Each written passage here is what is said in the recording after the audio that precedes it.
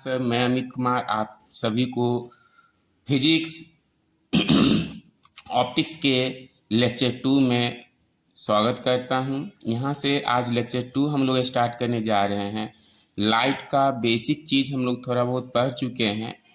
आज हम लोग लेक्चर 2 में पढ़ेंगे समतल दर्पण क्या है, इसकी प्रमुख विशेषताओं को लिखें। इसके बाद नया टॉपिक भी हम लोग बात करेंगे। तो सबसे पहले हम लोग बात करते हैं कि समतल दर्पण, समतल दर्पण, ठीक ना।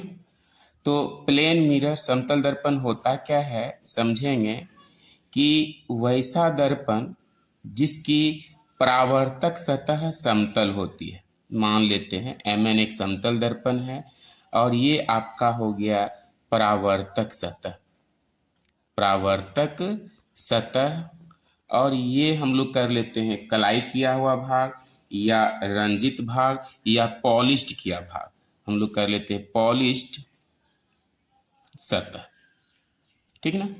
और इस दर्पण को हम लोग कहेंगे समतल दर्पण। ये दर्पण क्या कहलाएगा आपका? समतल दर्पण कहलाता है। परिभाषा फिर से नोट कर लेंगे, लिख लीजिए। वैसा दर्पण जिसकी परावर्तक सतह समतल होती है, तो वैसे दर्पण को ही हम लोग क्या कहते हैं? समतल दर्पण कहते हैं। ध्यान दीजिए, लिख देते हैं परिभाषा। वैसा दर्पण जिसकी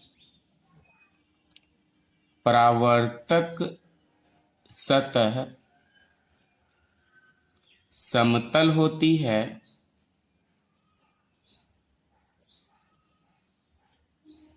तो वैसे दर्पण को ही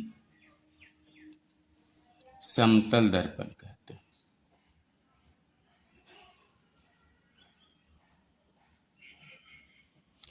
इसका सबसे बड़ा बात देखेंगे हम लोग विशेषता। विशेषता क्या होती है कि समतल दर्पण में अगर हम लोग किसी वस्तु को रखते हैं और उसके प्रतिबिंबों का अवलोकन जब किया जाता है, तो बहुत सारे चीजें स्पष्ट होकर के बाहर निकलती है। पहला बात हम लोग ध्यान रखेंगे विशेषता में कि समतल दर्पण में वस्तु दूरी एवं प्रतिबिंब दूरी आपस में बराबर होती है, आपस में बराबर होती है। कहने का मतलब यह हुआ कि जितनी दूरी पर वस्तु रखेंगे, दर्पण के ठीक पीछे उतनी ही दूरी पर क्या बनेगा? प्रतिबिंब भी प्राप्त होगा। दूसरा पाठ हम लोग देखेंगे कि समतल दर्पण में, समतल दर्पण में वस्तु एवं उसके प्रतिबिंब, वस्तु एवं उसके प्रतिबिंब में पार्श्व परिवर्तन होता है। पार्श्व परिवर्तन, जिसको लैटरल इन्वर्सन कहते हैं। LATERAL, लैटरल इन्वर्सन होता है। कहने का मतलब यह है कि मान लेते हैं ये समतल दर्पण है, ठीक। इस दर्पण में किसी चीज का इमेज हम लोग देखते हैं। अगर P का इमेज देखेंगे, अगर P रख दिए, P अक्षर लिख करके हम लोग रख दिए, अगर इसका इमेज हम लोग देखते हैं तो ये कुछ इस प्रकार से लैटरल इन्वर्स आपको प्राप्त होता है। इसको हम लोग कहते हैं लैटरल इन्वर्स कहते हैं। या फिर R हम लोग रख दिए तो R आपको कुछ इस प्रकार से मिलेगा, जिसको हम लोग क्या कहते हैं? लैटरल इन्वर्स कहते हैं। तीसरा पॉइंट याद रखेंगे कि समतल दर्पण में, समतल दर्पण में प्रतिबिंब का आकार या वस्तु का आकार और प्रतिबिंब का आकार आपस में बराबर होता है। आपस में क्या होता है? बराबर होता है।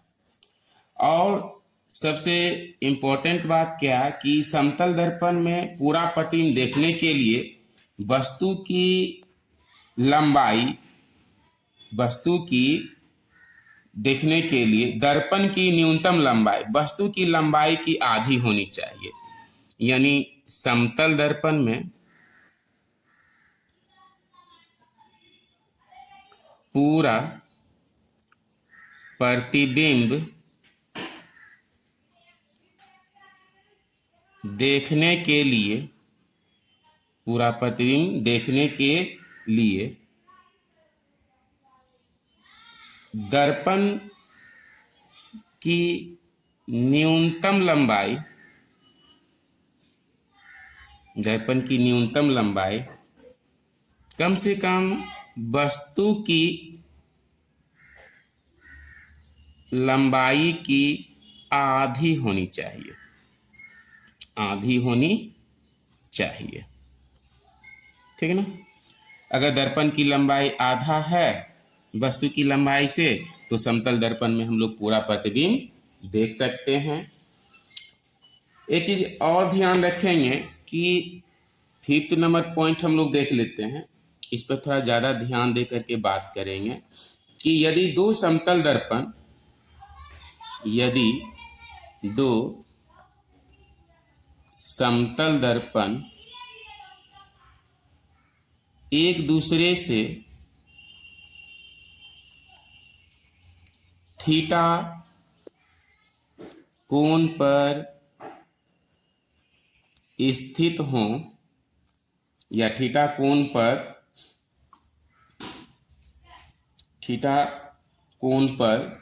स्थित हों या थीटा कोण पर झुका हुआ हो, तो उनके बीच